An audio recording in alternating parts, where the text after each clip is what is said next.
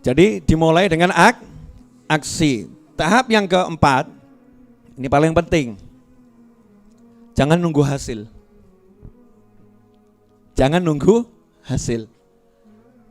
Ini paling berat. Banyak orang sampai 1, 2, 3 berhasil. Tahap 4 ini gagal. Kenapa? Nunggu hasil. Nunggu hasil itu orang yang sudah gagal sejak awal sebetulnya. Karena kalau orang nunggu hasil berarti yang pertama tadi bismillahnya salah. Kalau udah bismillah itu kamu harus yakin 100% pasti berhasil. Kalau udah bismillah. Jadi kalau kamu masih ngomong begini, kok belum kabul ya? Kapan ya? Tanda-tandanya kok belum ada ya? Padahal tadi malam sholat hajat saya udah kenceng loh zikirnya. Bahkan hasbunallahnya itu saya paling banter. Hasbunallah wa ni'mal wakil. Bengok lah aku ya. Tanda-tandanya kok belum muncul ya? Kok belum muncul ya? Ini berarti di nomor 4 gagal dia. Orang yang betul-betul yakin sama Allah Subhanahu wa taala enggak pernah nunggu hasil. Judulnya adalah menikmati proses. Jangan menunggu hasil, tapi menikmati proses.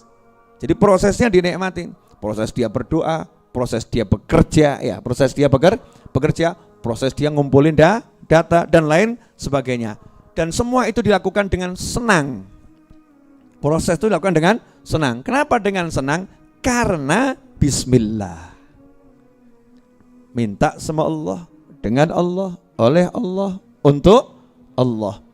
Kalau udah seperti itu senang hatinya. Kenapa? Apapun yang ditemui dalam proses, proses itu bukan masalah, tapi jalan menuju hasil. Jalan menuju hasil. Dan hasil yang kamu inginkan sudah jelas. Gak mungkin Tuhanmu mendustaimu. Ud'uni astajib lakum. Minta sama aku, pasti aku kabulkan yang kamu minta. Kalau udah dengar begini rasanya hidup tuh mudah atau susah?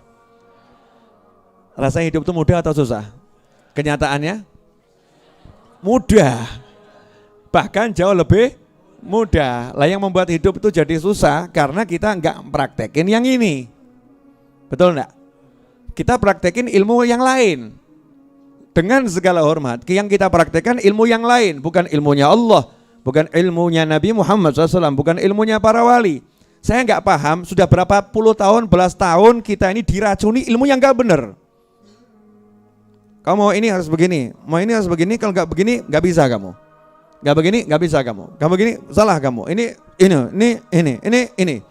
Pemahaman yang enggak benar. Ilmu itu kalau enggak sesuai syariat Allah Ta'ala salah.